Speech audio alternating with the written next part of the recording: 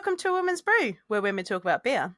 Today's episode brings you more beer and banter as we let the hops flow and the chat ferment.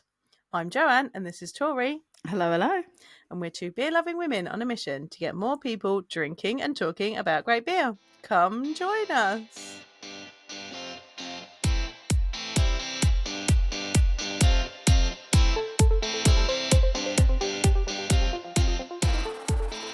Do you know what? I didn't read that through before I read it. I'm actually really shocked because you did that so smooth, so fresh and so clean. Mm-hmm. And that was not even a multi-taker, people. That was one take. Done in one. One take. That was done in one. Nailed it the first time. I like that. I enjoy that. Flowing hops and fermenting chat. I like it. You said it in an uplifting way as well. Like I had thought that you had properly read that first. You didn't, so I didn't. I mean, I only wrote about 5 minutes before we jumped on, but it's fine. It's like we've been doing this for like 4 years or something now. It's a bit like that, but might be a bit profesh, maybe. Ooh, sometimes. I will say people will have noticed the unprofessional side is we moved platforms. We did, and obviously we've got to address the elephant in the room. It did not go to plan. There might have been some issues. You might have missed an episode. It was noticeable. Some might be missing. Yeah, we're quite pleased that it was noticeable. I did message her immediately going, okay, so this is not right. However, gonna take the slightly narcissistic view on that. What was really nice was people messaged us. Numerous people messaged us to say, guys. Hey, is something wrong with the feed? And I was like, there is indeed, my friend. But also, it was quite nice to be not seen. Guys. It was the first time ever it was nice to not be seen. I was like, people notice if we haven't done something. So big apologies. We're, I think, probably still ironing out some. We're still in the process of fixing it. At the point of recording, maybe by the time this is out, it'll be sorted. But it was maybe. Don't. I mean, maybe we don't. Let us know if there's something missing that you wanna listen to. Let us know and we'll work out fixing it. I think there's a back catalogue missing that we're trying. It's there. We just need to fix it. So if by the time this is out, if the back catalogue still is not there, let us know. Or if we're aware of it on Spotify, and I think there might be back catalogue wise across multiple platforms. But if you've got any issue with your platform in particular, by the time you hear this, please let us know, because I think we're hoping it'll be ironed out by that point. But yeah, we shall see. This is not the first time we've moved platforms, but it was the most difficult. It's the first time it was disastrous. Yes. Yeah. But this is I'm going to use this opportunity to highlight the fact that, you know, obviously we gave up really advertising for coffee because we feel so bad asking people for money. And the whole reason we switched platforms quite a few times is because, like, we do all of this off of our own back. Like, there is no money that we make off this. There's no sponsorships. Big Bench does not sponsor us. They don't give us any money. It's a love-hate relationship. You know, I know we said before they do. Shh, that's a secret. But also, we don't. We pay for it all. And therefore, sometimes it's a lot cheaper to switch to another platform. So we try to pick good ones, and I think we think this one's going to be good. I think in the long run it's going to be good, but it's just had a few teething problems more than any other time I've changed it. And it happened right when we were both really busy and didn't have time to sit and fiddle with it. So, but we'll fix it. It's fine. You'll find us. I feel worse because I said to you, like, I'll have a look at it over the weekend, but it happened to fall. So you were away, away for work. I was really, really slammed with month-end stuff because then I was on holiday for the other half of the week for my birthday, and it was literally, I was like, I'll look at it at the weekend, and then, like, I never got a chance. There was just no free minute to do it, and then it went into like a chaos week followed by holiday, and so I was like, I never got a chance to look at it, and I'm so sorry, but we are where we are, and we're hoping it's fixed now. We'll make it work. Let us know if there's still something missing that you want to see, or if, like, the place that you normally listen to it is not working. I can look at it and try and fix it. So just let us know. Also, if you'd like to support us and give a little bit of money towards us, we'll put the coffee link in, and you can. We'll put the coffee link in, and this is, to be fair, it was only because we don't push for the coffee. Nearly, like, there's so many people that push for the Patreon. We strategically didn't go with Patreon because I think it was like you had to do like set donation levels. At least when we looked at it, it was like you had to do specific things. In coffee, it was kind of like you could do this level or not. And to be honest, we haven't kept up because we didn't put, I'm going to be transparent, because we never pushed for people to join coffee. We stopped making the bonus stuff because it was just adding to-dos that we couldn't get to done. Yeah, we couldn't get the to-dos to done. Yeah. And it wasn't worth it because we were doing the to-dos that weren't getting to done. And for nothing, because we then weren't promoting it.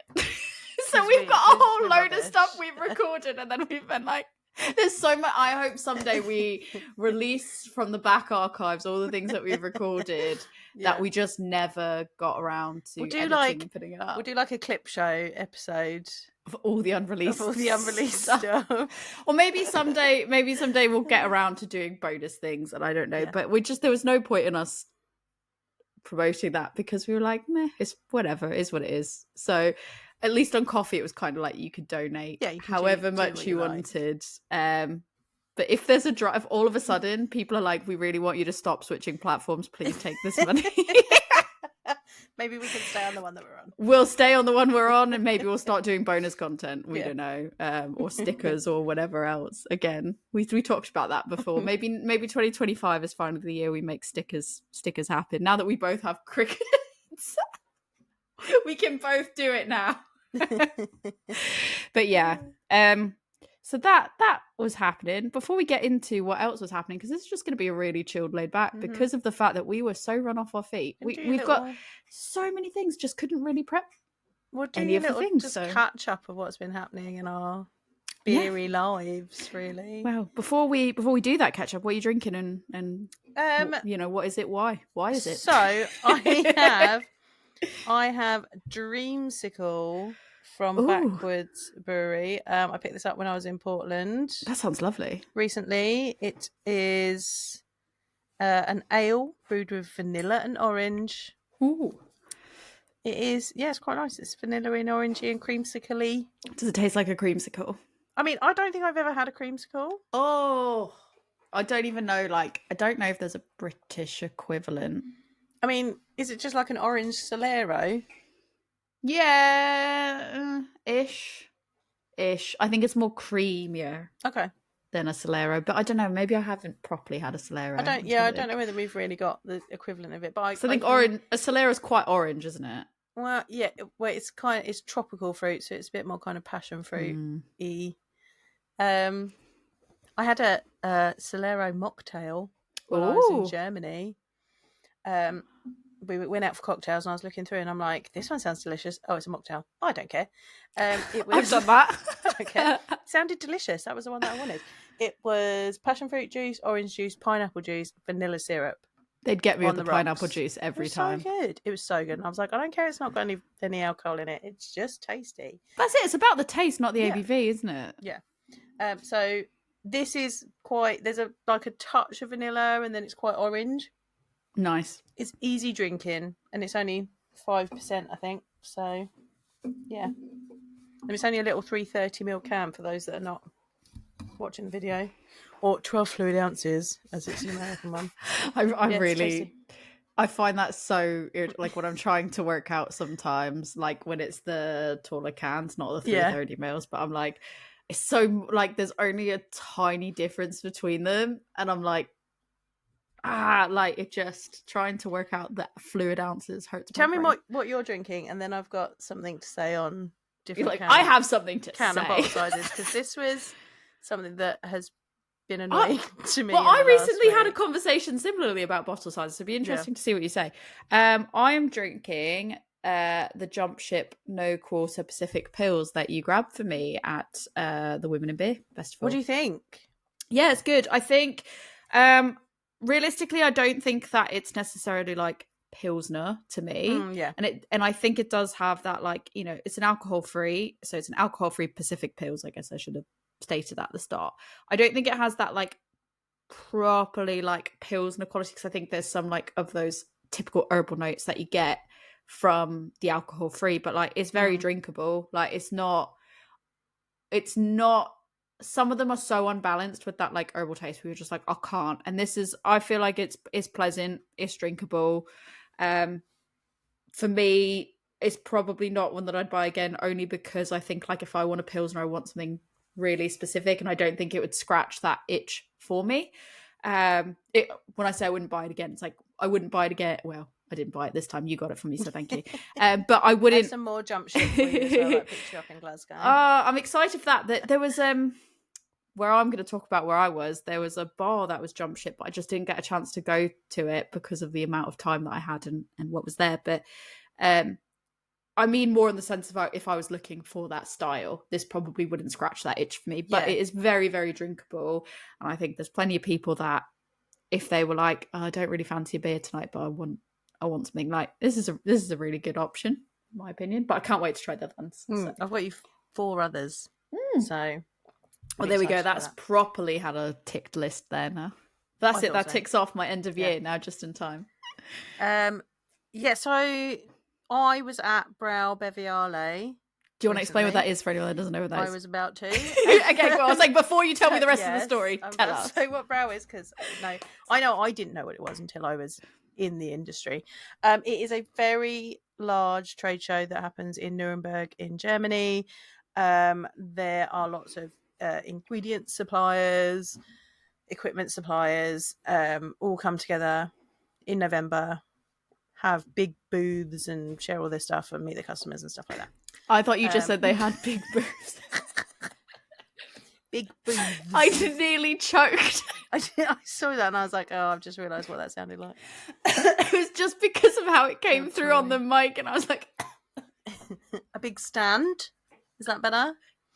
Everyone's got big stands. And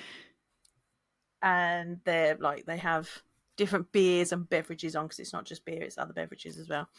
And yeah, so I was at that, and part of my job while I was there was to run our collaboration bar. So we had a bunch of beers that were brewed commercially with products from the company that I work for in it.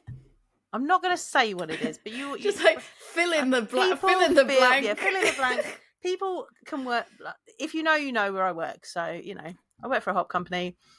We had collaborations that we'd done with a variety of different customers that we were putting on that we could use as a tool to help sell our products as well, and just to showcase the great brewers that we work with.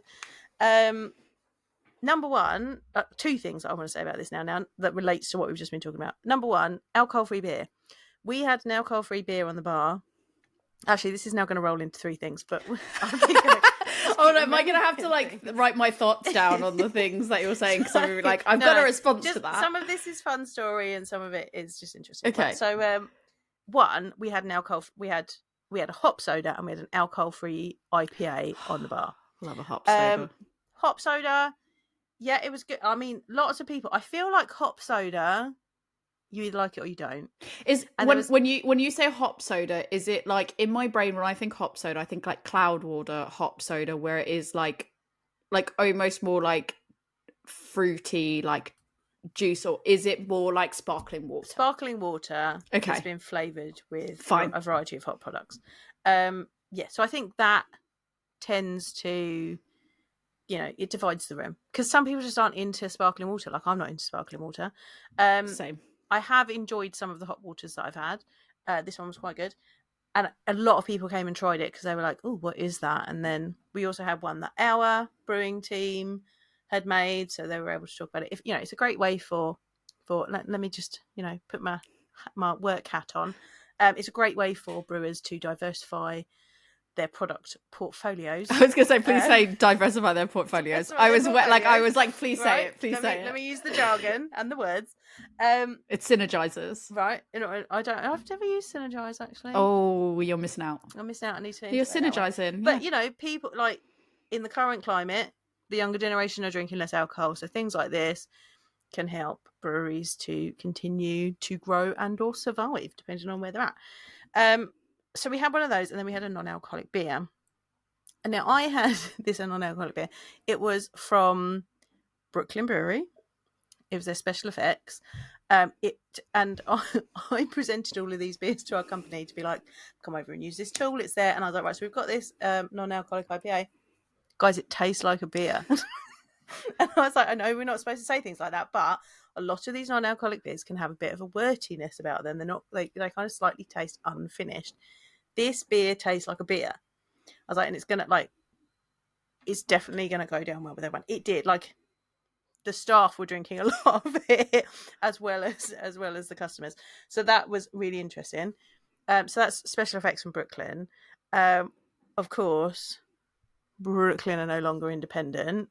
Sorry to, break some hearts there, but there was definitely a guy. So I didn't see any of the signage. I was asked to run the bar after it had all been designed and stuff. And I got there and I was like, ooh, the special effects has got Carlsberg written next to it, not Brooklyn Brewery.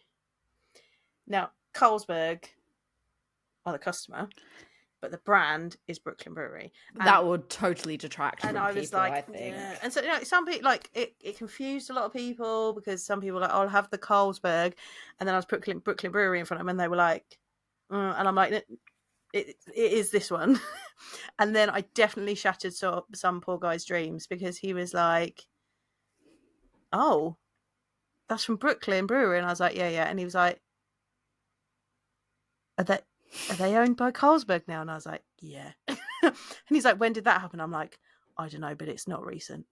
And he was like, oh. Like, I can't give you the specific year. I don't know exactly, but I was like, it's not recent. And he was like, oh, really? And I was like, yeah, sorry. Like, definitely shattered all of his dreams, bless him. So that was interesting. But definitely something that I will be feeding back is that we need to think about that when we're doing things. Off the back end of that, though, because I feel like this ties into a conversation we had, like, a few weeks ago now, right, about obviously the indie beer campaign and stuff. Like, through your conversation with him, did it seem like for him that all of a sudden changed his view of it? Or do you think that, like, he kind of came out going, oh, I didn't know that, but now I know... I mean, but I think, probably drink it. I think he was still going to drink. Like, I think he was still going to drink it. I think he was a little bit shocked, but more conscious of it. Yeah, I don't like. I mean, in that instance that I was talking to him, he still took the beer and drank it. Like, yeah, and I imagine you would, because you've ordered it. Yeah, so. But I don't know whether that will change his opinion in the long term. It might do. He did seem very surprised by it, but so it really did. It made me think about that, where you have got people who, don't realise that neck oil isn't independent anymore. There are still those people. It was only one person out of 3 days worth of a lot of people. Like, I slung a lot of beer last week. But yeah. It's interesting though that, like, he obviously was that, like, taken aback by, because I think, like, yeah. It sounds like it's more than the usual what you get of, like, oh, I didn't know that, and then kind of like moving on. It sounds like maybe that has actually changed something. No, I mean, not relevant at all. It was only because I was thinking about back to... Yeah, no, I think it was something that he will have to, like, it felt like something he was then going to have to, like, make a personal decision about. That sounds very lofty. It does, yeah. But, yeah. But, that is one of those, that it felt like it was one of those things where he was like, oh, I'm really going to have to think about this. It is interesting, though, because I do feel like either way, like, both ways I can see how, like, I feel like that just demonstrates as well, like, how different the target audiences is, though, in the sense of, like, I think that would, having it written as Carlsberg, I feel like would not damage, but, like, that's too harsh of a word, but would cause somebody that if it said Brooklyn to order it without thinking, regardless of whether they knew that was the same company or not. There's something that comes to your mind when you see Brooklyn Brewery versus, like, Carlsberg, especially if you don't know.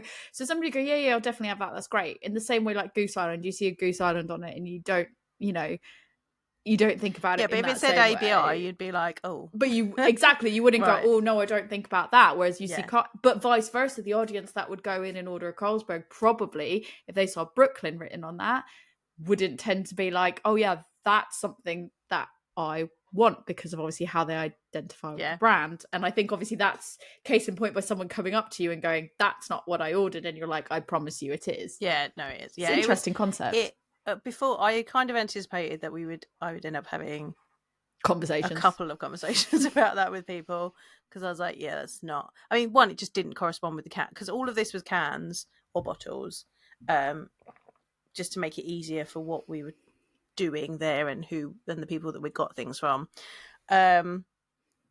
So it was like, I was putting the can down in front of people, and it was, or they were seeing the can that I was pouring from. They were like, oh, and it, for some people it was confusing. I'd anticipated that it would be, and I'd pointed out to people, and I'm like, no. But it was, by that point it's too late. So we just prepared ourselves for those conversations. But I actually think that is a really interesting talking point as well, though, isn't it? Mm-hmm.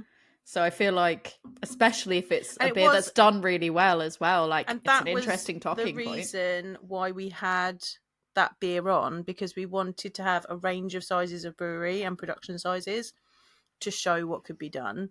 It's an interesting concept, and it's definitely something we're going to look at for future things. So it was exciting, and I think people really enjoyed it. I might have some beers for you from it. So yay! If anything, I wanted you were eating popcorn, and I was like, I want that. I might have got you a bag of that as well. I love popcorn as well. So like when you sent me that, I was like, popcorn. I'm so jealous. Another, we also, we're branching out into more ingredients. Ingredients that can be created with hops.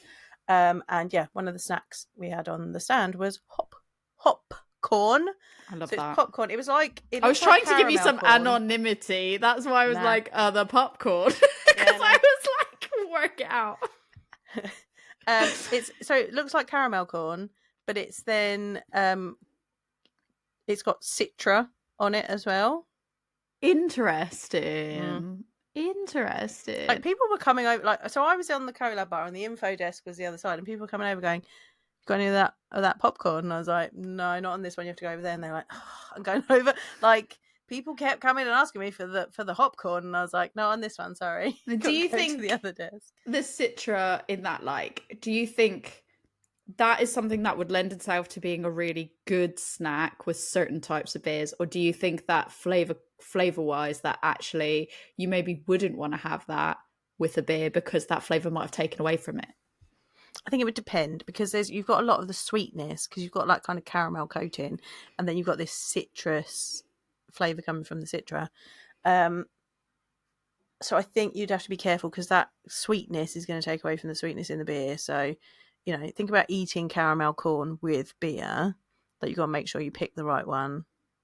Yeah, that's it. That is interesting, because I feel like I maybe would put that with something that was maybe like a stout that had enough bitterness to potentially balance that out. Not like a pastry stout or anything like that. But I mean, it might work. But then the citra, I feel like, would throw it off. But then maybe you could make it more like a tropical stout. So I'm feeling like it might work with a West Coast, because the caramelness is going to go with the caramel backbone of the malt. Yeah. But you've still got that kind of, the citrus is going to go with kind of the hops that are usually used in that kind of beer. And you've got the bitterness in that beer that will kind of balance it out. So that's awesome. Yeah, I'm really excited about that. When you said that, I was like, that is innovative AF, and I really want to try that. And you were like, I'll see if I can get you some. I work with a lot of expert people. There's lots of synergy happening. We're really diversifying that portfolio. But the one thing about it, so we've got this bar, and we've got 2 small fridges underneath, right? I had 9 different beers. Right, that's a lot. I had to it was a lot to remember. What? I mean, I remembered because I was doing it the whole time. Like, I had muscle memory. And annoyingly, the second day, they got me to stay home for a bit and come in later, and somebody else restocked the fridge and and moved some of the stuff around, and we all kept going and in the end I had to move it all back because they'd put something in the wrong place, and I had a salesperson who would come over and get their own and couldn't find it, and he was like, you haven't got any? And I'm like, I have, they're on the bottom shelf now, somebody moved the shelf around, sorry. Somebody didn't restock the way that I restocked, or I had a couple of people helping me and they were restocking, and then someone else came in and restocked wrong. Everyone's trying to be helpful, right. But it's like... And I was like... And we're like, me and my friend Hannah were like, we can't complain because it was helpful of them, but also they've messed it up and now we can't find what we want. It's so annoying. But also, so I had 4 40ml cans. I had some 330ml cans. I had some... what should have been 330ml cans, but they were slightly taller. Okay. Some of my 440 was slightly taller, and I think it was the hop soda ones were slightly taller. And then I had a bottle, like a 330ml bottle, and I was like, "Well, we'll work this out. It's all right. We'll make this a fit." And I was like, "Okay." So I worked on one side. I was like, "Well, I've got 4 in there, and then we'll make the 9 work over here. That's fine." I was like, "We'll do one shelf can be half of this beer with a slightly taller." I had 2 330s, and I was like, they can go in that one. No, because that one was slightly taller, so that could go in the 330ml shelf. So I then had to have that on the top, and so I had like half a shelf of beer and half a shelf of hop soda, and then and I was just like, so you couldn't just like put all the same things together to make it easier. And then we kept running out of one, and I'm like, it's because I've only got half a shelf room for it.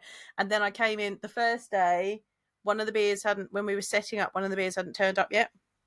And I came in the first morning, and again, someone had tried to, air quotes, help and put some of the missing beer in for me and laid some of them down on their side. And I was like, no. Luckily, it was only like 4 cans. So they went and stood on their end for a little while so they could settle. I was like, no, we don't do that. The amount of times I've like seen that in action, and I've been like, no. But I was like, I don't, because I was like, I don't know who that was, because Brewing Solutions wouldn't have done it. So I'm like, who was trying to be helpful? Stop being helpful. I appreciate your attempt at help, but please don't. But please don't. Not that way. Oh. But yeah, so it was really interesting trying to fit them all in the fridge. So we decided that the next time we do it, we're going to go for 5, but we've now got a board where we can put up 9 signs. So I think we need to do 6 and 6 signs. So it's got like 3 and 3. So we've got 6, and then the middle row can just have something else in the middle. Yeah. So we're only going to do 6 next time, and then they will fit in the fridges. That makes sense, though. Well, yeah, that makes sense. This is my feedback after it. Also, I found that they were on hooks. Our signs were on hooks, so we could turn them over if we ran out. Oh, smart. But then what if you've got to go 3 above? Do you have to unhook? Or is it? So this was the thing. I could do the bottom row, and I could do the middle row, because then when we closed, I'd turn all over.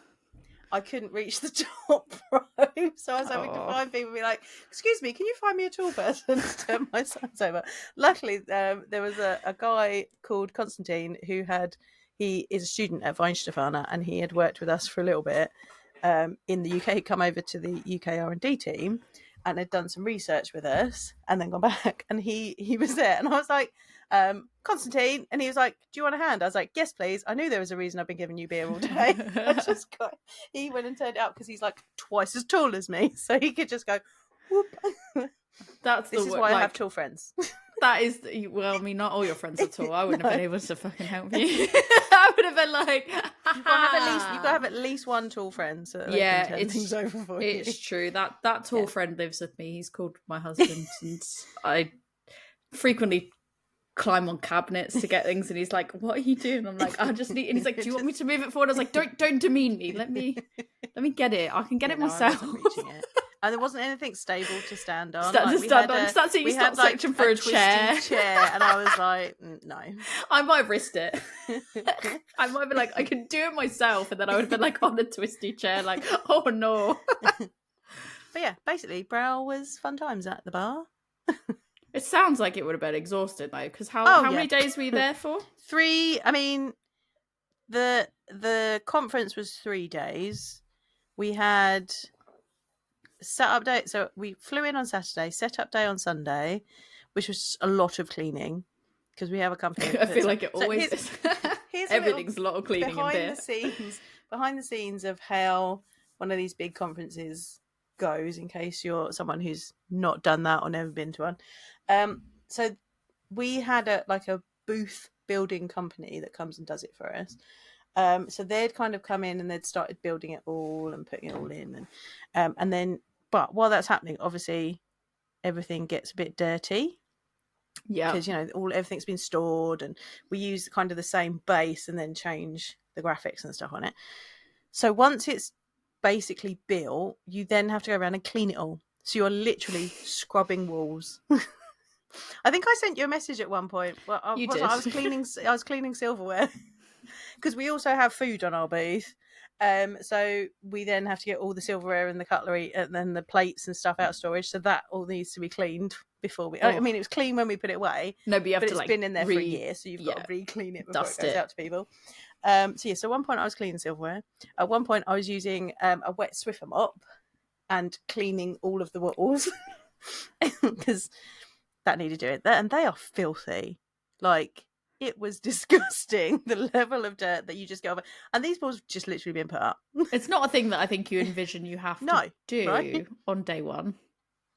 We had an intern with us, and she was stood there helping us clean the silverware. And I'm like, is this what you thought you were going to be doing when you started working for this company? And she was like, this is better. I thought I was just going to be, making copies and getting coffee. So that is, to be fair, she was quite pleased. That is much better. The buzz, the excitement. This is what happens when you work in the beer industry. Everything is just a bit weird.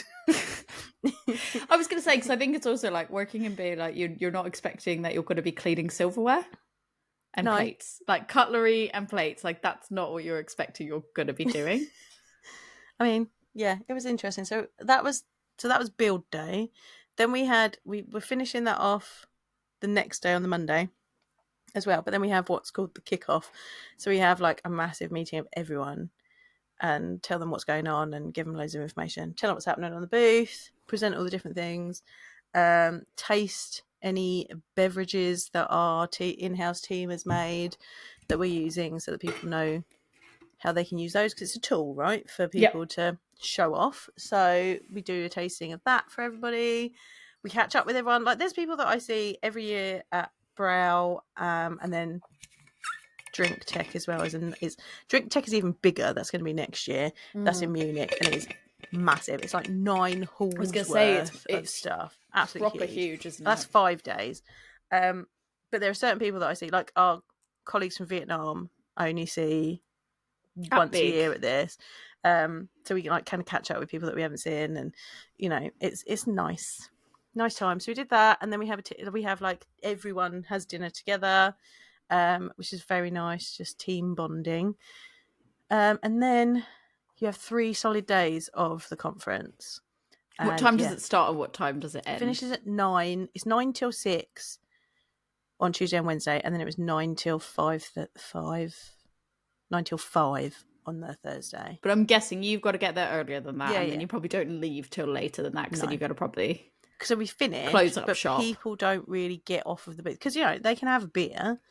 I mean, we have a lot of beer. I'm not sad being the company that we are, and so people don't really get off of the booth until like we start trying to kind of move them.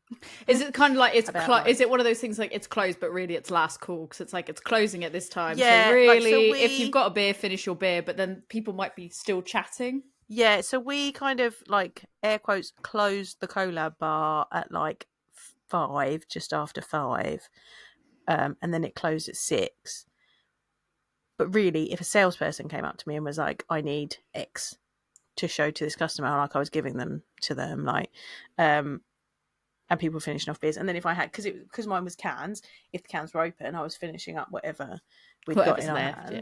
And then you've got to clean up and get things ready for the next morning. And throw you've got all the rubbish. Clean. You've got to throw all the rubbish away. You've got to clean things down. You've got to tidy up, ready for the next day. Like, top tip, didn't necessarily refill the fridges the night before, because people are still walking around. They shouldn't go on to booths, but I don't trust anybody. I've definitely come back. True. I've definitely come back the next morning and found like an empty can on top of the bar, So didn't fill up the fridges ready for the next day. I did that in the morning before. But we had a big like cold store container outside that all of our beer and stuff was in, that we locked. So in the morning, trundle out, get all your beer, bring it back in, start filling up your fridges. Fun times. Living the life. living that glamorous life. Swiffering and all that. I'm going to pour my next beer because I've drank mine really quickly. Cleaning silverware, like things you don't realise. Things you don't think you're going to be doing. Yeah. Answering questions from people about various different things. It was quite funny because I had a list of everything that was in the beers. And like, if I disappeared off for a break or something and came back, people were like, "Oh, Jo's back now. She can answer your questions." And I'm like, "What?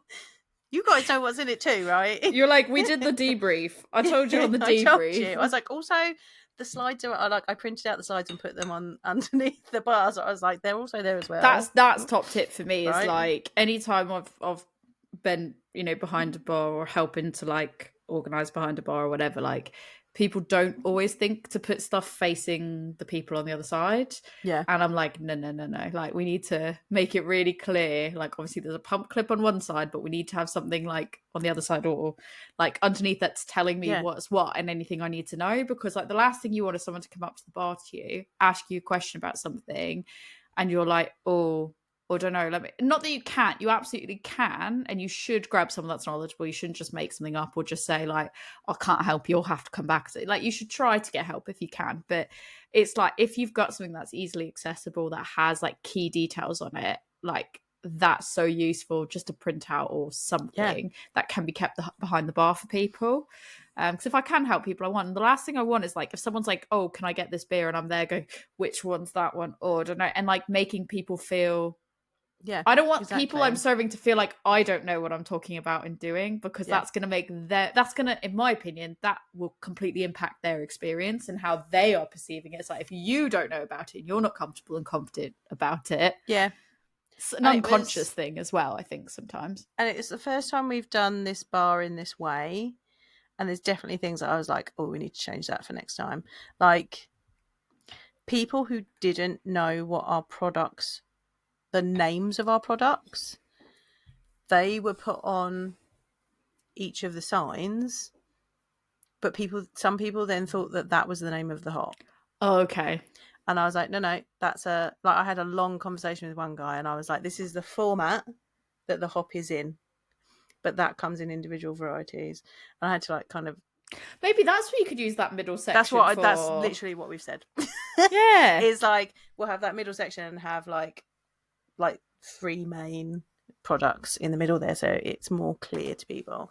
But it's like, and it's one of those things where we've done it, and then it's like, well, we all know this, but you don't realize until you're talking to other people that other people our brewers know that, but someone who is a brand new customer has never heard of these before, won't necessarily know that. So you've got to get the right. And you don't know until you interact with that person exactly. to know actually they don't know. So it's a learning experience, isn't it? Yeah, but it was good. I learned a lot from it. I think lots of other people learned a lot from it. I got to see some customers, which was really lovely. See some people that we've worked with, some brewers that we've taken on tours and things, and see what they were up to. And like, got to talk to some people about what we do and what they do. Like, I talked to a really lovely brewer from the Netherlands about he has like he's in the mountains and he's got a little brew pub. Wow. And he was just like, yeah.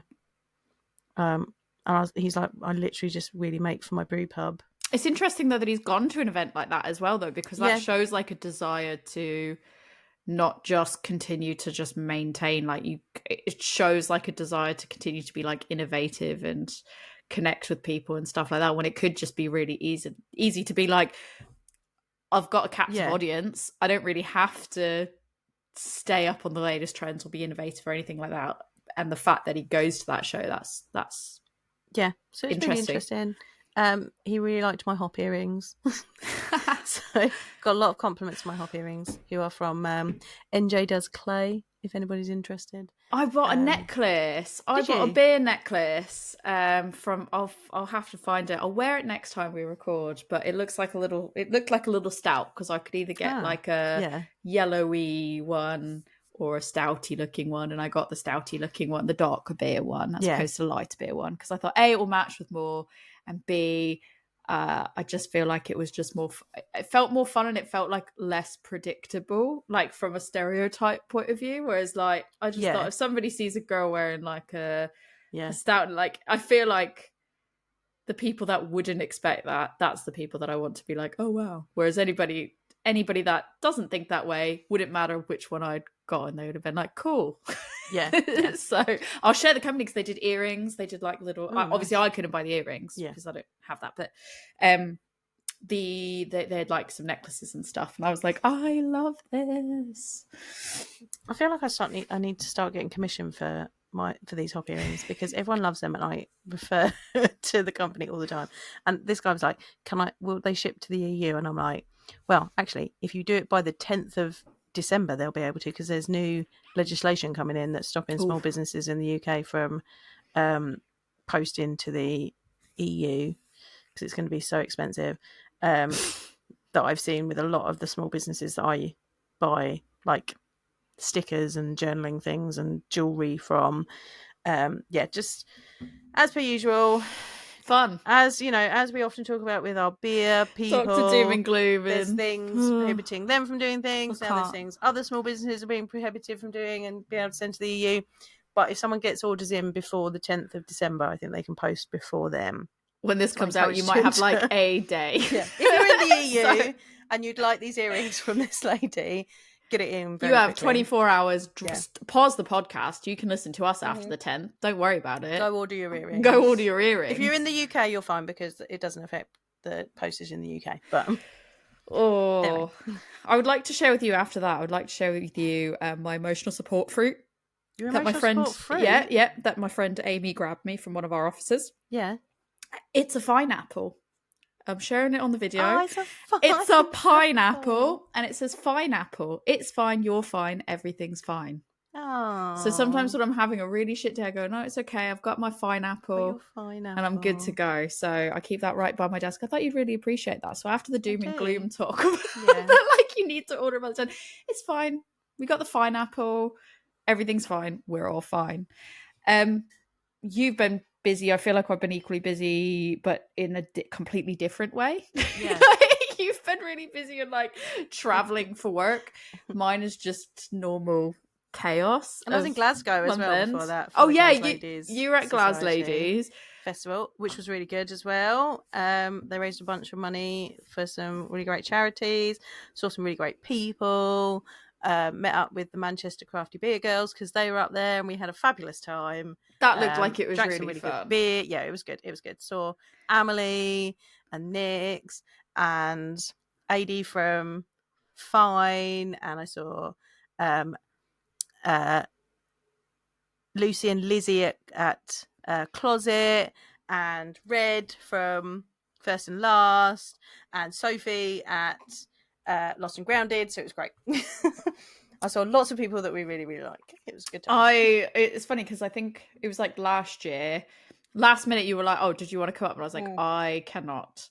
And then this year I thought, oh, maybe I can. Like, maybe I'll just try to go up there this time, whatever. But like, it's one of those times that when you look at your calendar and you think like, this weekend's busy, but it's okay because next weekend won't be busy. Yeah. And then I was like looking at my diary and I was like, no, because if I do that this week, then that week's going to be busy, and then the next week's going to be really busy. And then I was like, and then maybe okay, that one's also really busy.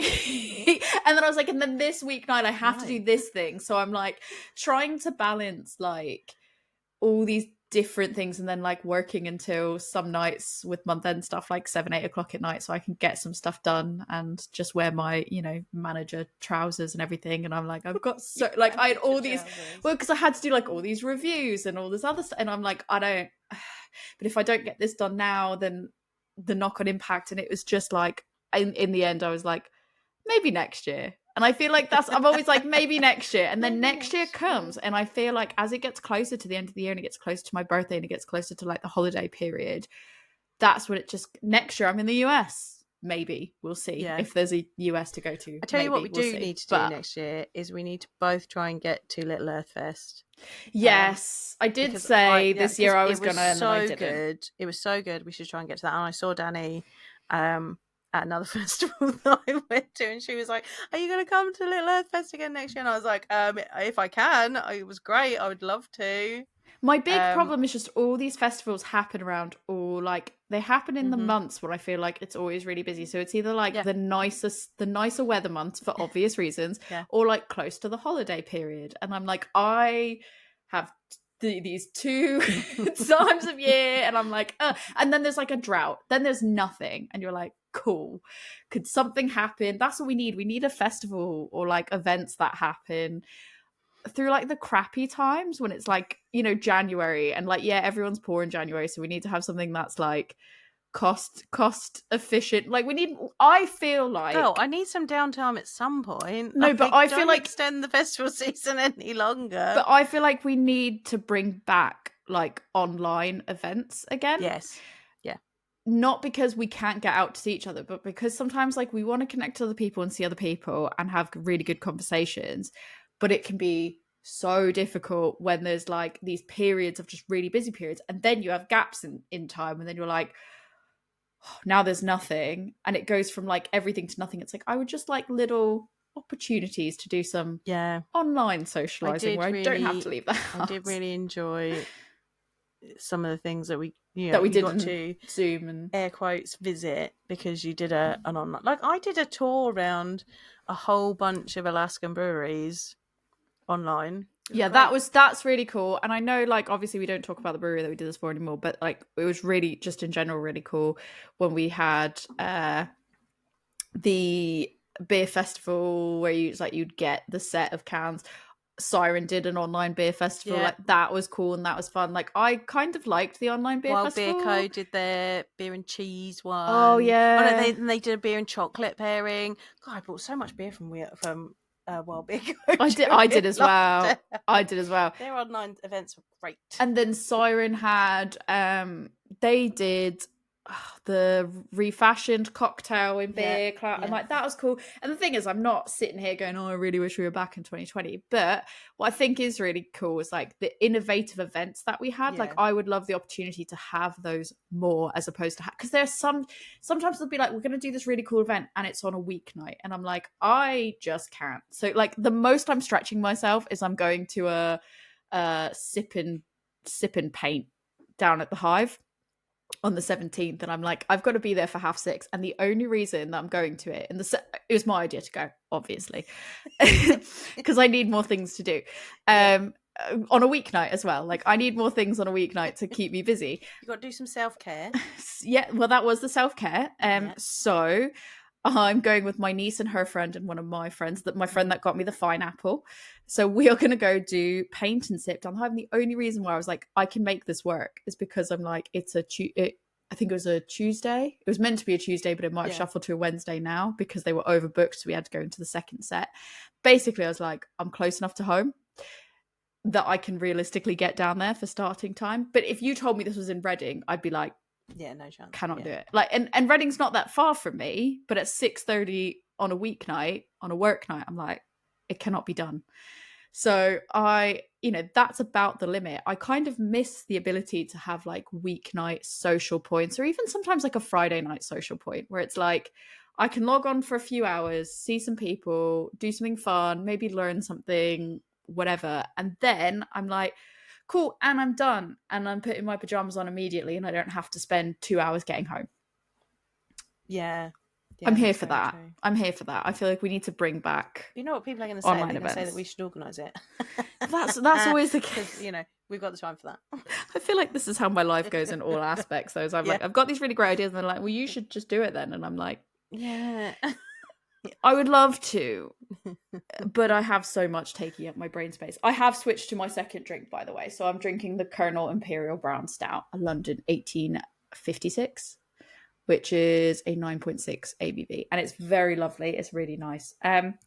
Speaking of London, I was in London. I went on Wednesday last week to the Guild of Beer Writers, the British Guild of Beer Writers Awards. We were nominated for podcast stuff for two awards. We were. We didn't win either of them, and that's okay. There was lots of really, really well-deserved wins. One I knew was a big no. Yeah. It was funny because I went for drinks beforehand and saw Ruth and Marianne and Kate from Hand and and Emma. So I was like, oh, okay, I was like, I'm sitting here with 2 other nominees. I was like, I ain't winning. And everyone sat there going, you might win. And I go, I can Not promise against you, you. girl. Not against you. I was like, I appreciate your confidence in us, but we ain't gonna win against you. That was kind of more, Oh, I love Emma. more, Thanks, Emma. Yeah, I was like, it was that thing. And I sort of was like, in the nicest way in the world, so I'm not going to win again. Like, you are... You've got a doctor on your podcast. Like... It genuinely was funny because the fact that she was trying to, like, make me feel... Like, she was like, no, like, you got, like... And I was sat there going, I really appreciate this. Because, again, like, I very much know who she is. Obviously, we had her on the podcast, we've met her, but then I just kind of expected... We're talking about Emma Inch, because we haven't said that. Sorry. Talking about Emma Inch. And we're just on first name alone. But I was very much like, okay, obviously we've met her, we've had her on the podcast, we listened to her, we like love her, it's great. She has an excellent podcast called Same Again about mental good. health, which is now award winning. So it is. It is now award winning, and by a multi award winner.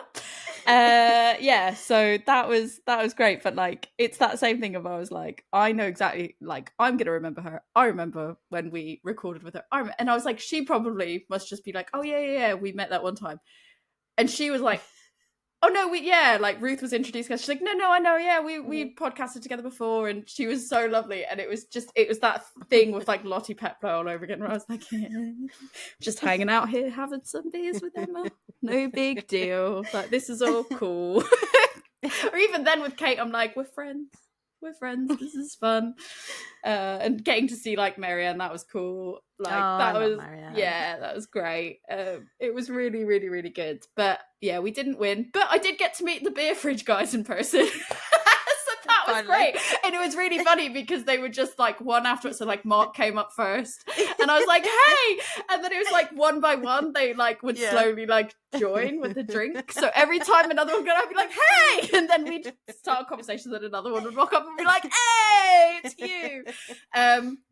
When we were up for the second award, they were cheering super hard for us. It was great. Yeah. Awesome. And it was funny because like when neither of us won, we just air high-fived across because we were like 2 tables apart. We air high-fived and we were like, we did so good.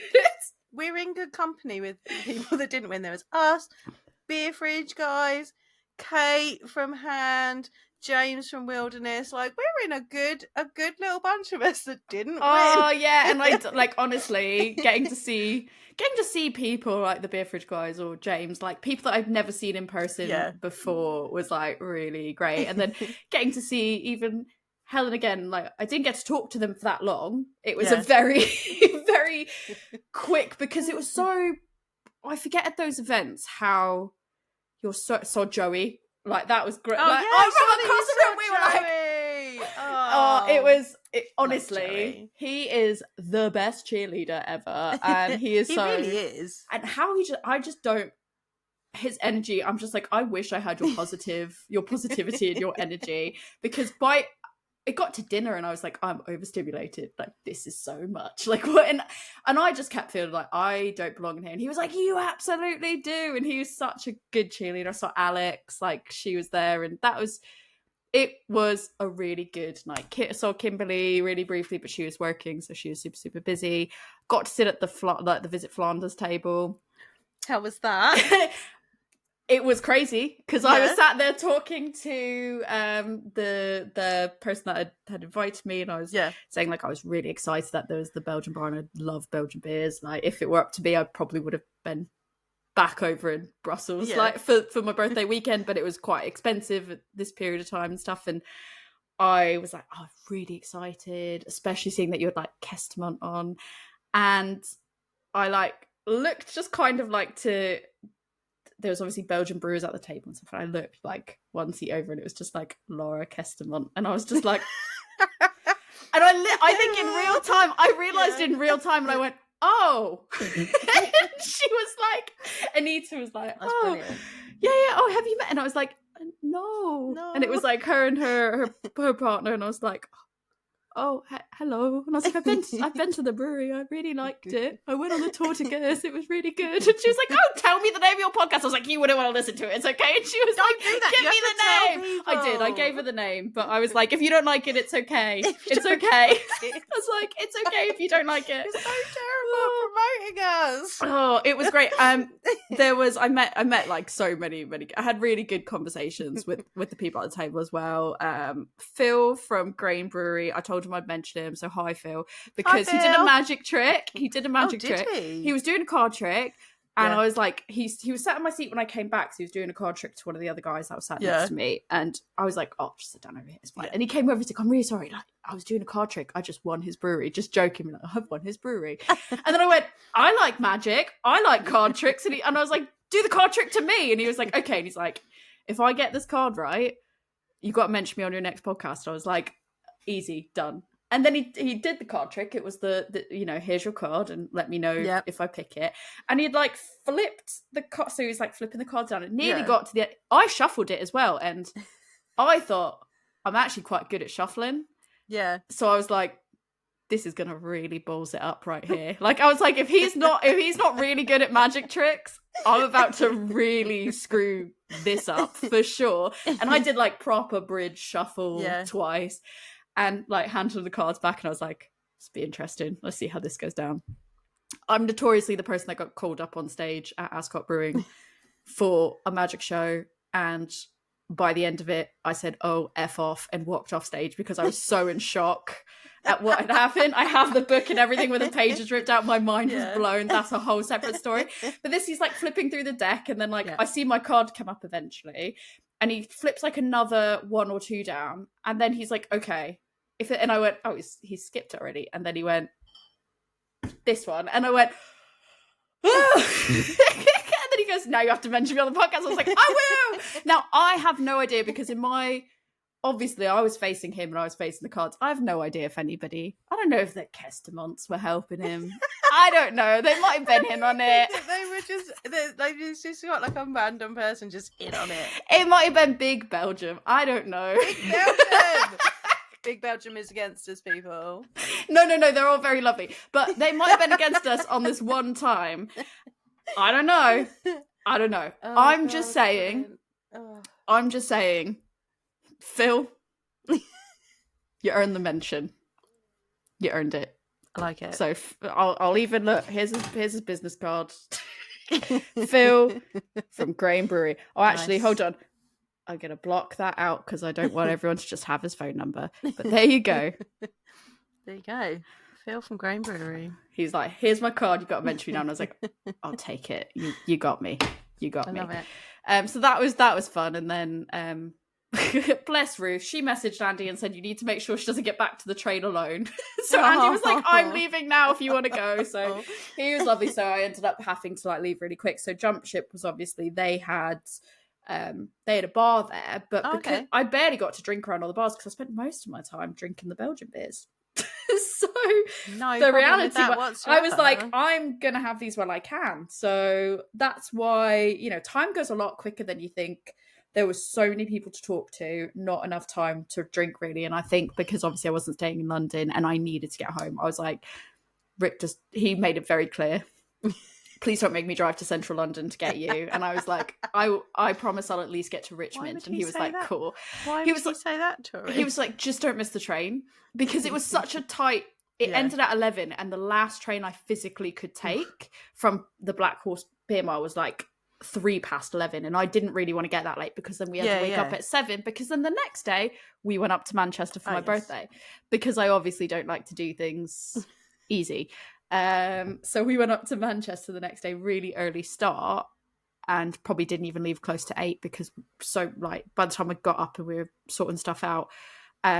But yeah, that was such a tight turnaround. So when Andy was like, I'm leaving, I was like, okay. I was like, I'm getting my stuff, we're going, and that's that. So yeah, really awesome. I feel like we should share a link, if there is one, to share on all the winners. Yes. Congratulations to all the winners. Congratulations to all of them. And you know what? It's not about the award. It's about the friends you make along the way. Yeah. And I've got some really great friends that I made along the way, some really great photos. I got a photo of me in the beer fridge, guys, that I was like, I'm going to take this so I can send it to Jo. But then I didn't get a chance to actually send it to you. And I was like, I saw it. You'll see it on Instagram. I was like, Sorry. you'll see it on Instagram. It's fine. I was just sat there waiting for you to tell me what had happened, and I just I did tell you. No. Yeah. So what had happened was I had been messaging. So what? I would like to really clarify, weird, Your Honour. Yeah, as well, because it I kept saying was sending. messaging you, and it didn't send to you, and then you hadn't. You were messaging me, and it didn't to who. And I was like, it was like so sending. Weird that she hasn't messaged me. Like that's so something that she would do.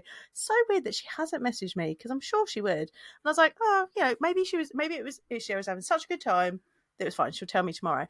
And then the next day you didn't message me either. And I was like, this is so weird. And then I messaged something to you. And then suddenly all these messages came through. And I was like, oh, we were having because I messaged and it was saying sending. But I didn't, like, initially I went, oh, you just might be someplace where there's no signal. So I was like, it's fine, whatever. Because I thought maybe like a little bit of both, I reckon. But I thought being abroad, you might not. Like, I thought, oh, you might not have had signal. I didn't even think about my side. I didn't realise you were sending me stuff and it wasn't coming through. And then the next day, I just get this like stream of messages, but the timestamps were all like correct. So I was really confused because I was like, I swear I didn't get these until just now. And then you were like, it's all just come through for me as well. And I was like, okay, cool. It's like, so I missed out on all of these. But it was really good. And, you know, the Beer Fridge guys were like, let us know we can do an episode together. I was like, we'll do another episode together. That'll be really good. But they're super, super lovely as well. Oh, yeah. I saw a couple of them at Gravity Fest. And nearly yelled at one of them because I was trying to take a picture of the room for socials for work socials because we were there for work, and this guy is just at my ear, like I'm looking this way, and there's just this person goes, these people taking pictures to put on the internet, and I just turned and went, or someone taking a picture for work. Oh, it's you. Were you getting ready to give him like a I literally turned and started, and then actually I was like, oh, it's you. Oh, okay. And he was like, you were ready to, and I was like, yes, I was. Well, I was going to say, because you've got to be like in a situation where you've got to put up with like a lot of actual just like crap. Right. I was like, I am ready for things like that, sir. You've got to be like ready at all points in time to just be like, yep, not today, sir. Not today, sir. Yeah. On the bright side, I drank an imperial oyster stout that was in a barnacle covered bottle. While you were at that. Absolutely wild. It was. It was very strange. It was definitely the experience. It was corked, and we had trouble getting the cork out because the cork was covered in barnacles. And that's pretty cool, though. Yeah, it was. I mean, it was cool. It was very cool. Was the beer the best beer I've ever tasted in the world? No. Was the experience interesting? Yes. Meanwhile, talking about you having funny interactions with like the Beer Fridge guys, the first time that I had properly seen Gav was in Big Penny Social. The way their toilets are is it's sort of like one toilet for everybody, right? And there's like a men's side and a women's side, and it's like, whatever, and there's like a specific urinal bit.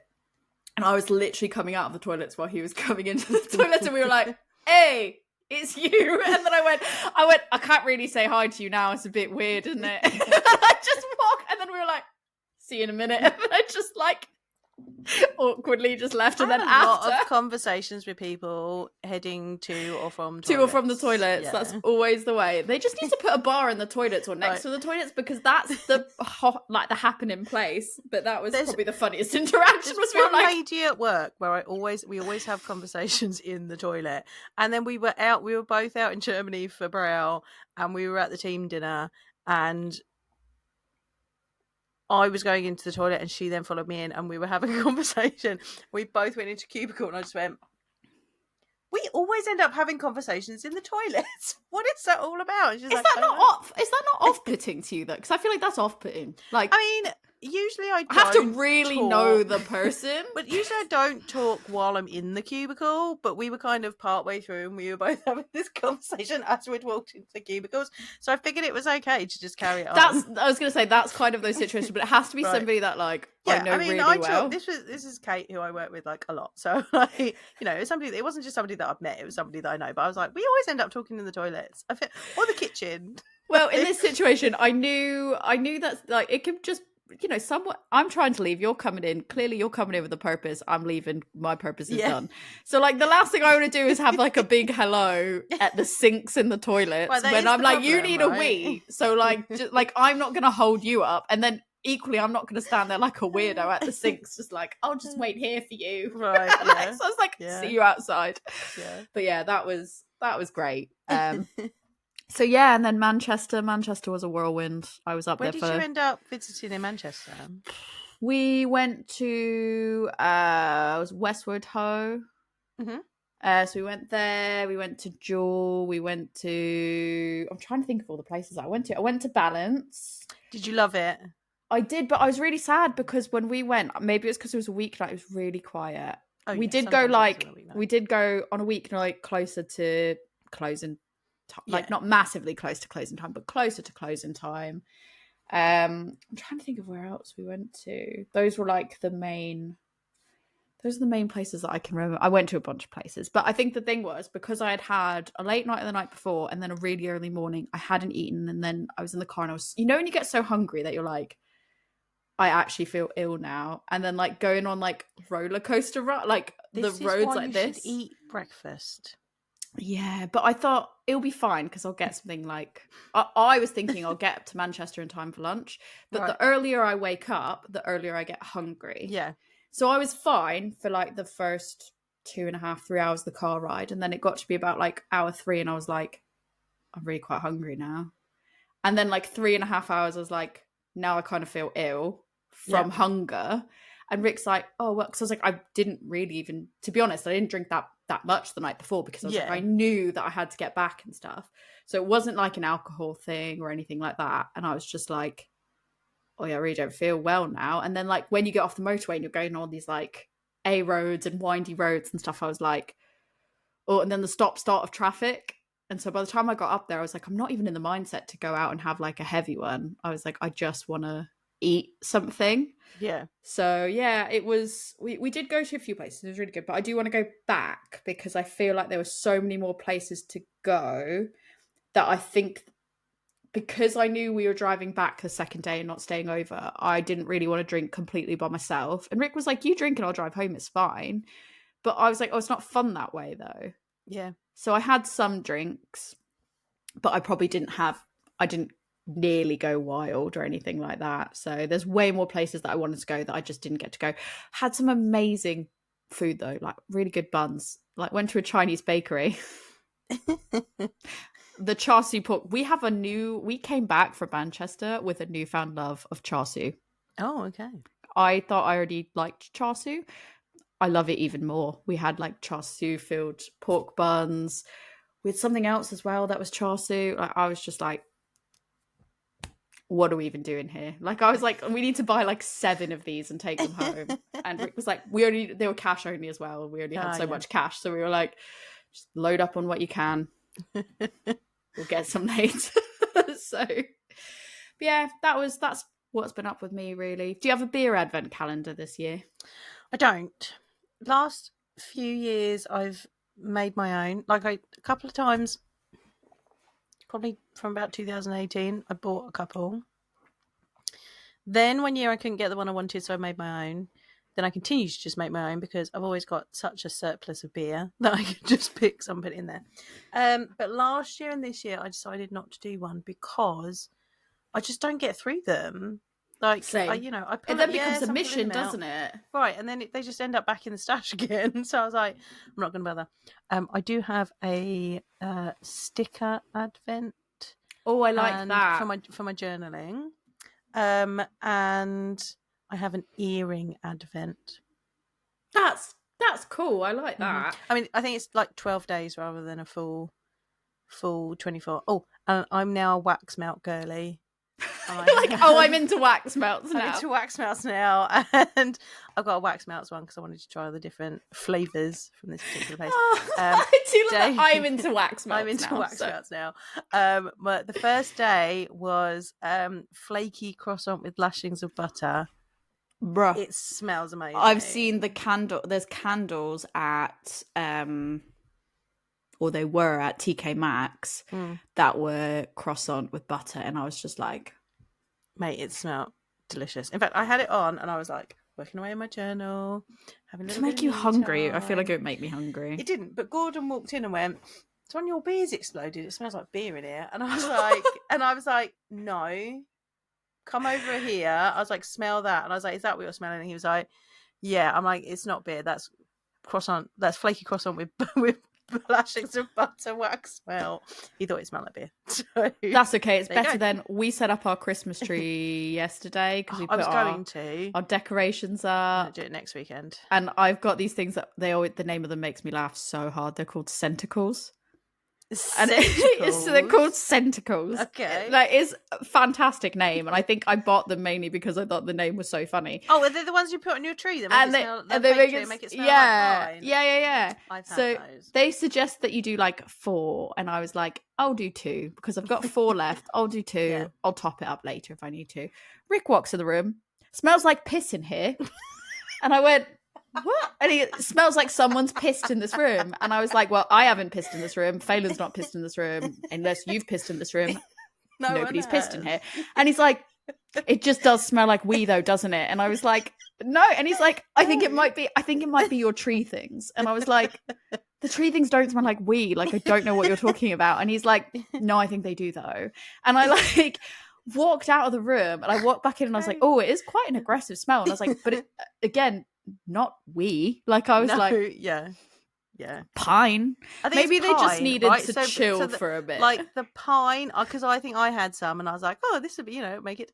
And I was just like, "That smells like toilet cleaner. I'm taking it down." Maybe so that's what it smells was. like wee. Maybe that's what he's thinking. Cleaner, and therefore it reminds him of a toilet. Yeah, equally not, the Christmassy vibe that you're going for. I don't know. All I know is man said smells like piss, and I was like, he's like, smells a bit like wee, and I was like, don't think it does though, and he's like, think it does, and I was like, okay.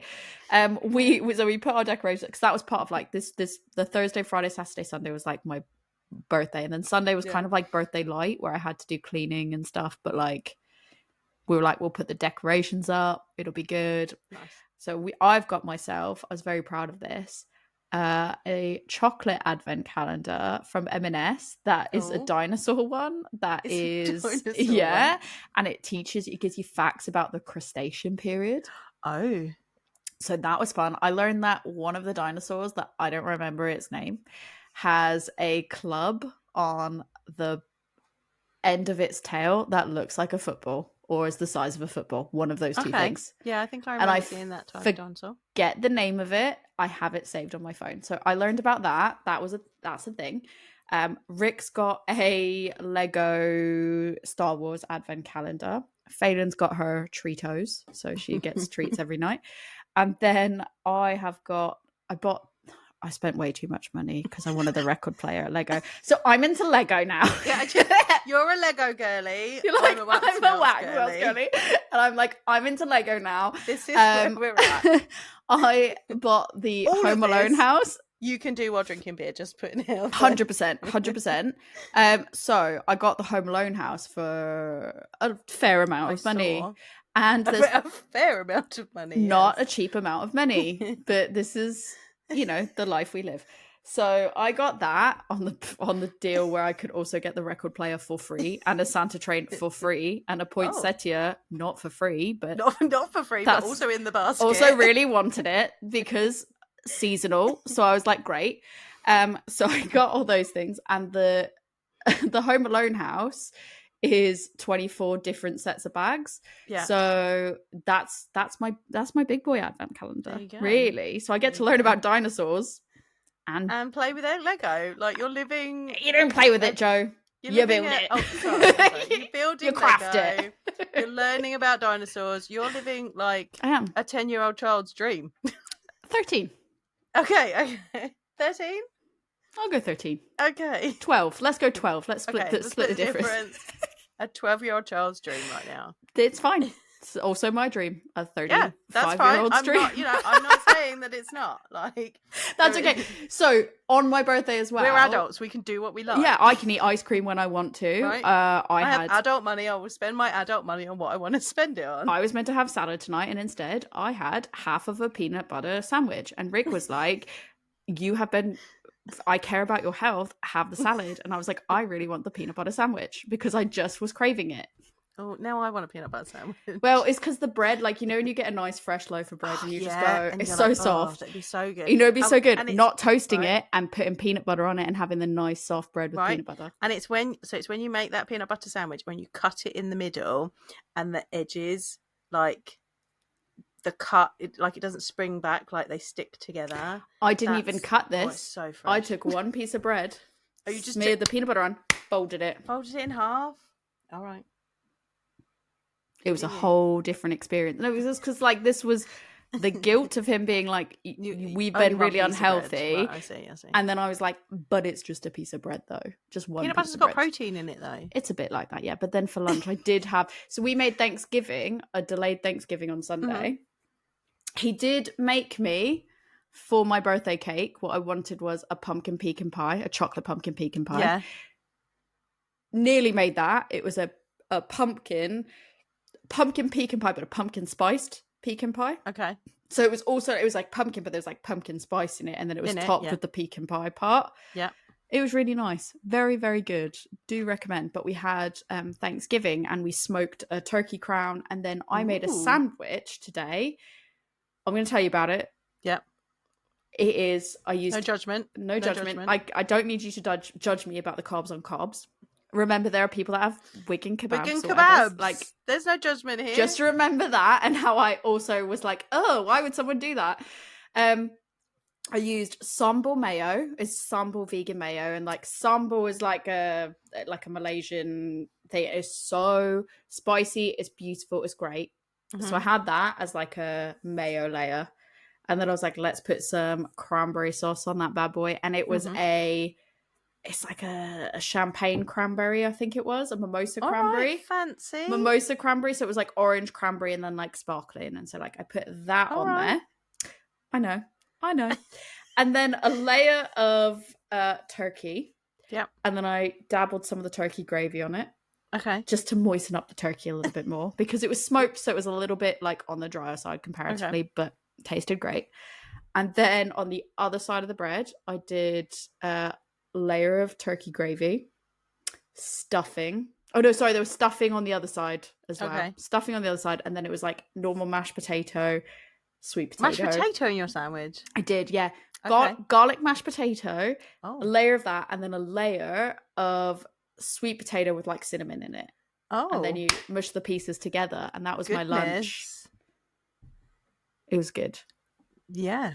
So that's why when Rick was like, you don't want the sandwich. Why are you eating that? But that's sandwich? Also why, because I touched the bread. I touched the bread for my sandwich, and then I was like, immediately I want a peanut butter sandwich. Like, when you just feel that softness and you're like, I want this. And you're doesn't. This is going to make such a good sandwich. Yeah. Yeah, and he was like, but salad. And I was like, nah. Hold the phone. I think we'll have a peanut. And I was like, I'll bargain with you. I'll have half of a peanut butter sandwich. And he's like, I mean, you're an adult. You can have whatever you want. But over the weekend. He's going to judge you, though. Yeah, but at least silently. And then so when we were in Manchester on my birthday, he was like, oh, I can't, like, somebody said something about you being 35, and I was just like, surprised. Like, he was like, I didn't believe it. I thought you were older. I forgot. I thought you were older. And I went, well, that's a bit rude. That is rude. Oh, that's a bit fucking rude. And he went, oh no. He's like, I just meant that I thought you were closer to my age. And I was like, well, no, you robbed the cradle. So there you go. You like, robbed the cradle. I don't know. Is that the phrase? Yeah, I was like, well, you're lucky. Like, there you go. Like, I'm so young and I'm not closer to your age. So there you go. And he was like, he's not even that much older than me, but he was like, for some reason, he's like, I thought you were closer to my age. And I was like, well, I'm not. Wasn't it last year when you thought you were older than you were? No, I thought I was younger. Oh yeah, no, I thought I was older, and Yeah, he you had thought to you were remind older, me. and Oh no, yeah, you're a that you year were younger. younger. So I actually Yeah. got the year right this year, Oh, and I good. will take it back. I have always said macaroons mid. I thought they were. You get a macaroon and you go, oh, this is going to taste really good. It looks beautiful, and you taste it and you go, these are awful. The hotel gave me macaroons for my birthday. We came Yeah. into the room. It was beautiful. There were macaroons on the bed. I was like, this is great. Except I hate macaroons because they're going to be awful, but they look good, so I'm going to taste them. They were good. Yeah, there's some good ones now. I take it back. Yeah. I actually take it back. Like, I was like, these are years of me hating all over macaroons and being like, oh, do you want a garbage food? Have a macaroon. And I immediately was like, I take it all back, everyone. I bought some fancy ones in Paris once, and they were.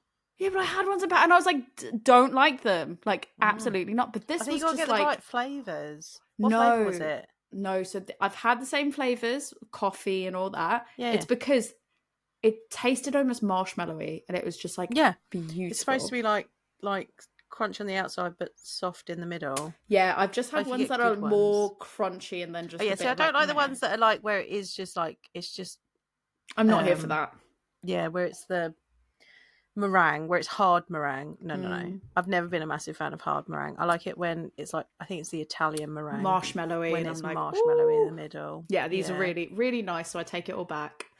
So yeah, that's what's been going on with me. I know that's not a lot of beer related stuff. There's like, it's like 50-50.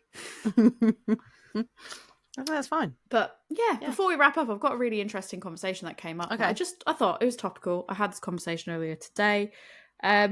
In one of the beer groups, we'll end it on a beer chat so that if someone is listening to this point, that they actually feel like they got a beer chat Stop out of this. talking about Lego and wax melt. Well, they're like, your first stuff about like Brau, interesting. And then they were like, cool, now we've moved into just your hobbies. Maybe we need to do a spin-off podcast that is just us talking about our hobbies. I mean, we keep threatening about it. I will do it. Watch me build a Lego. I will live stream a Lego build. Do not even. I will live stream video games and Lego builds. I'm not scared.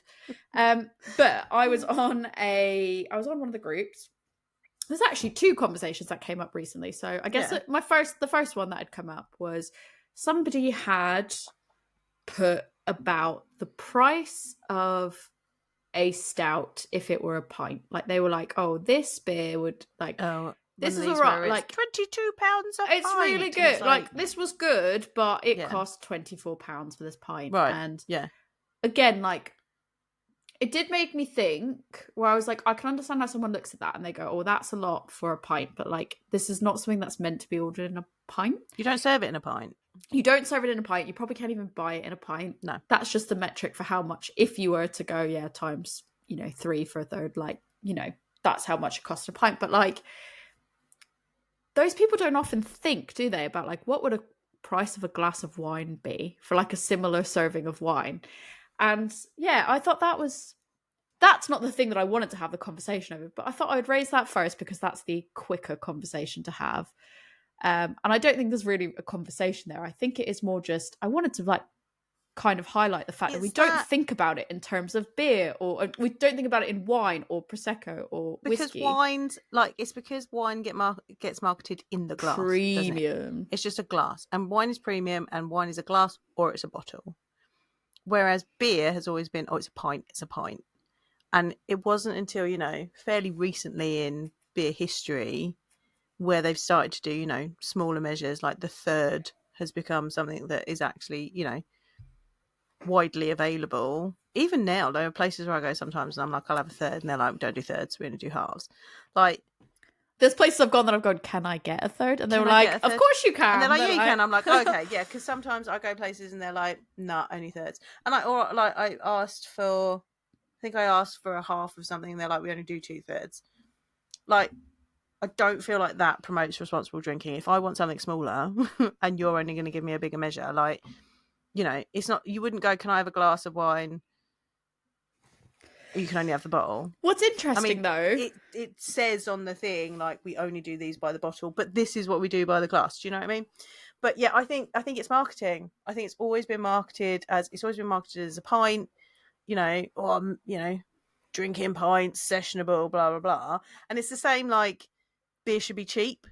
and wine's premium and expensive. It's that same thing. Like, beer costs whatever it costs to make it. And if you want a premium flavoured beer, you want something that's got all of these exciting flavours in it, you've got to pay more for it. Just Well, like you do in a wine. I'll also caveat as well, was like, this was, you know, like a whiskey, right? Like a glass of whiskey, if you were to get a pint of whiskey, right?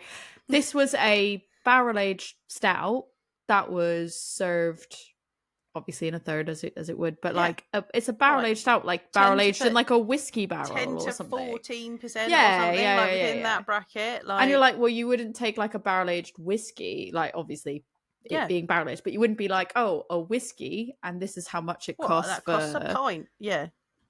The pint of that is this, but like a beer that's been barrel-aged in a whiskey barrel that has those like similar type of complexities and the flavorings, and you know, it's a higher ABV and whatever, like that is something that we view differently, and that's really interesting. But it's also interesting you mentioned about the promoting responsible drinking and stuff, like not necessarily that, but like a sidestep from that, what's an interesting conversation that could be interesting to talk about in future as well is a lot of people deem different sizes something that's okay to check in on Untappd. And it's like, some people would be like, oh, a third isn't enough for you to rate something on Untappd. And I'm like, but what? Like, I've tasted it. I know. But it's also beyond a taste. Like, to me, that's beyond a taste. Like, it's not one mouthful. I can understand if you were going literally a taster and they were like, oh yeah, it's like 3 sips, and you're like, that's fine. But like a third, in my opinion, that's not a taste. Like, that's enough where I should know enough of how that tastes, and I don't think the taste is going to change, because I feel like those similar people that would judge you on that would also go, you're drinking it too cold, you're drinking it too hot, like you have to drink it at the right temperature. It's like, okay, for me to drink it at the right temperature and get this right experience, I can't have more than a third. It's going to be wrong. So that in itself was an interesting conversation. But then I kind of, going down a rabbit hole elsewhere, had this interesting thread about, you know, obviously we've been trying to control our beer stashes. One of us has done better than the other. It's me. But also, I will caveat, it's also because you travel so much for work. Yeah. That you get to try all these beers that you want to try. I don't. So I end up buying lots and lots of beers, but in my opinion, I'm like, oh, it sounds really good, and I have every intention to, obviously you want to drink fresh and you don't want to hold on to stuff and whatever. For me, I find I have every intention to drink stuff and when I buy it, but life gets in the way. So it's like, I feel like we've talked about it before. I think there's a lot of people, and I'm not, you know, throwing shade or shame or anything else on it. A lot of people will go, you know what? I'm happy to drink every night a beer a night, and like, that's just not me. Like, I can't sustain a beer every night, even trying to do it in December for an advent calendar. I couldn't do it. I cannot do it every night consistently.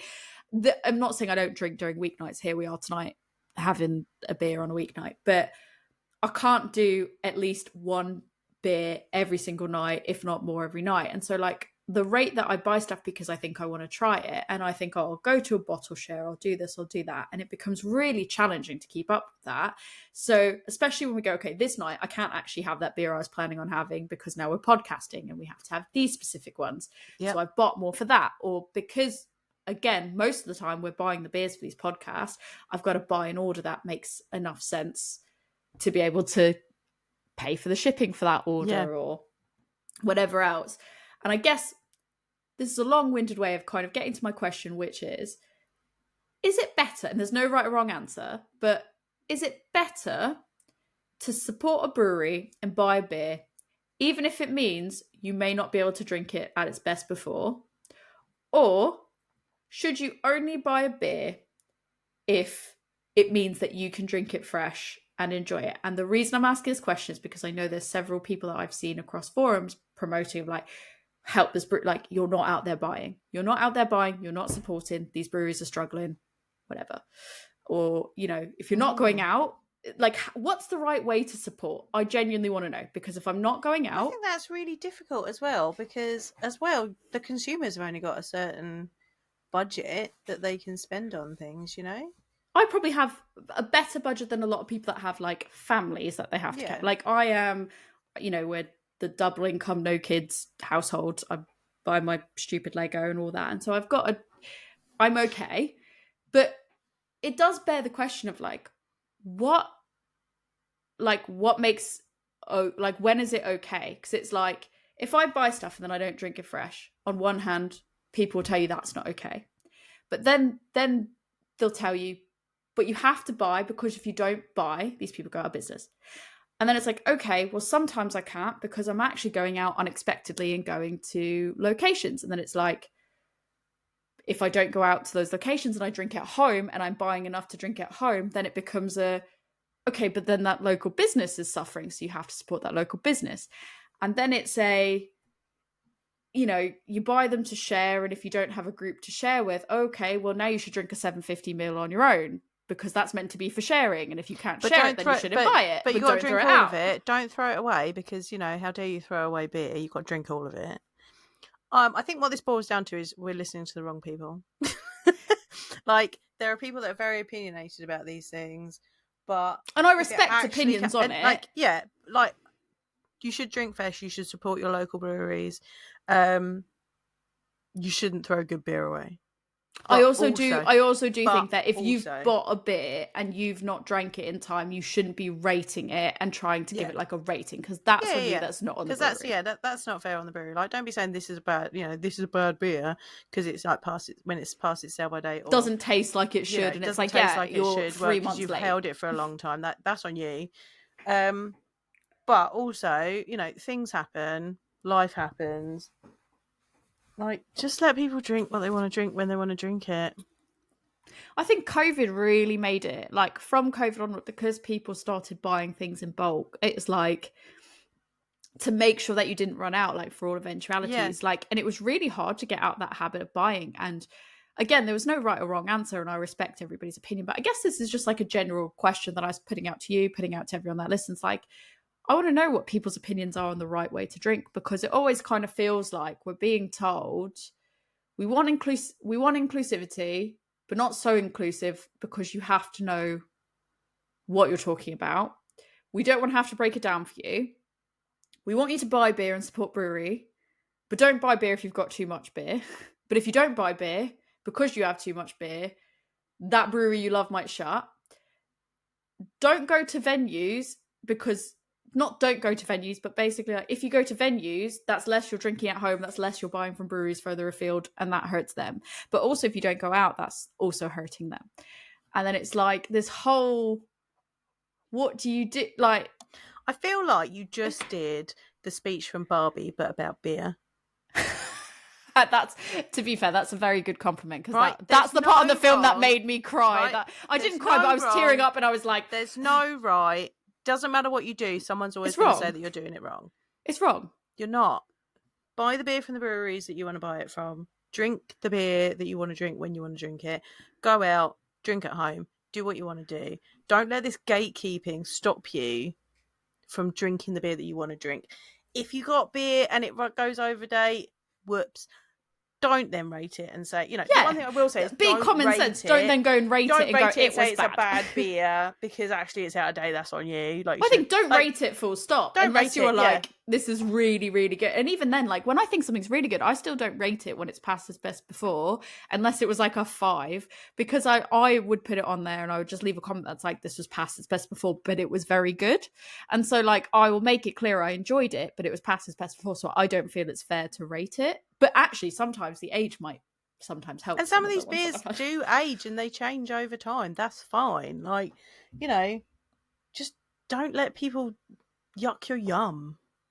I think that's just the thing, though. Is you kind of go. This is why I don't post in these beer forums anymore. This is why I don't. Opinionated people who are just stopping people from having a good time. I don't make my own posts either, to be honest. It's more that I comment on other people's posts at this point. And it was just interesting because I was the main question that I took away from that for myself and for everybody else was if I'm in my brain, I was what's better, that I spend that money even if I never drink it? If I drain poured it, I'm not saying I would, but then the brewery's got money, and if I didn't give them my money, I wouldn't have the beer, they wouldn't have my money, and that's fine. So ultimately, again, this is caveating, like, don't go and rate it when it's past its best before. But like, what's better for me to spend my money drink with it people? When you want. Don't be a dick on Untappd. That's your basic rules. Yeah, I like that. I do like that. It should just be like dick on Untappd. I feel like it should be like rule number. I forget what rule it is. Like rule whatever. Don't be a dick, and then like asterisk on Untappd. On Untappd. I mean, don't be a dick in general, but also don't be a dick on Untappd. Especially on Untappd. Especially on Untappd. But yeah, that was a conversation I thought would be interesting, and I thought let's finish it out on that. And it's just, again, no right or wrong answer, not judging people either way, but I just thought it'd be a really interesting conversation starter. But there are people that it doesn't matter what you say, you'll be wrong. So yeah, you have to be that. You have to be in the niche situation, and then it's okay. And it's just like, but then even then, some of those things, it's like you can't do that unless this. You cannot do that unless this. And that's why I was like, it's just surely beer, it's not friends. As black and white as that. It's just beer. It's just beer. Yeah. Do with it what you will. Support the breweries that you want to support. Drink the beers you want to drink. Don't listen to dickheads, and don't be a dickhead on Untappd. Just don't be a dickhead on Untappd. If you take nothing else away from this episode, don't be a dickhead on Untappd. Support breweries, support your local businesses. Don't be a dickhead on Untappd. So that's what actually forget everything else we ever said. Don't be a dick on Untappd. Just don't be a dick. Don't be a dick on Untappd. That's what we're going to title the episode. Clickbait this. Clickbait this. Tell everyone this episode is all about don't be a dick on Untappd. And then they're going to just hear about wax melts and Lego. No, forget all that. Just go to 1 minute 27 or whatever it is, and just focus on do not be a dick on Untappd. There we go. If that's the message we can leave you with, if that's not award-winning material for 2025, I don't know what is. I can't give you any more than that.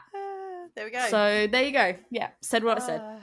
There we go. Tori, if people want to ask you questions about Lego, you can ask me. What Lego should they buy? Oh God, yeah. If you want to talk, just all nerd things, like I can talk to you about Lego. I can talk to you about video games. I can talk to you about, all kinds of stuff. I can talk to you about being, a shortlisted card games award, card tricks, card tricks.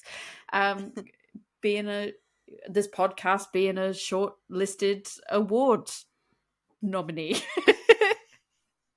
You can come talk to me about all those nerdy fun things on Instagram at adventures_in_optimism, or you can email me at adventuresinoptimism@gmail.com. And please just remember, don't be a dick on Untappd.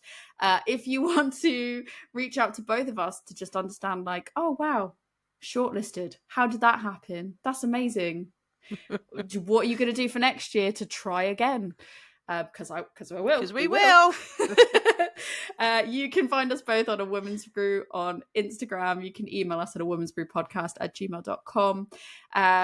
Apologies again for the errors. Don't be a dick on Instagram.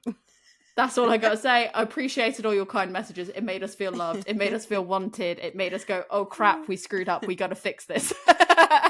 Joe, if people want to talk to you about wax melts, because you're into wax melts now, I'm into wax where melts can people talk to you? I have tips about wax melts and how to clean your burner, because I was working that out today. Oh, you need one of those cup things.